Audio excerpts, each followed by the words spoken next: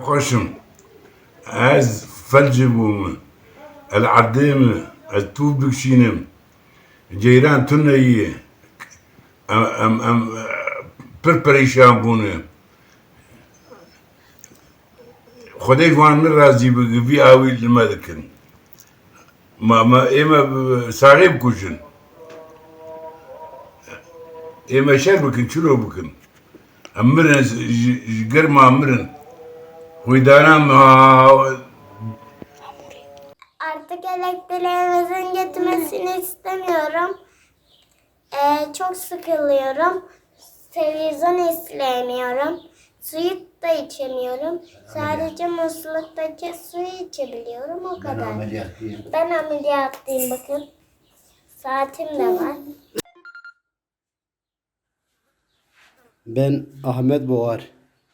Ben Araklı köyde oturuyorum. Mardin Kızıltepe Araklı köyde oturuyorum. Bizim çocuklar rahatsız, hasta.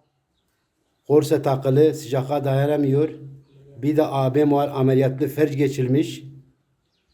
Çok hasta. Saat 3'ten beri elektriğimizi kesmişler. Saat işte 12 oldu, hala elektriği gelmiyor. Her gün böyle yapıyorlar. İşte görüyorsunuz bizim çocuklar böyle rahatsız. Her gün böyle TEDAŞ bizi elektriksiz bırakıyor. Ne yapacağımızı bilemiyoruz. Ben Araklı köyde oturuyorum. Ahmet Boğar.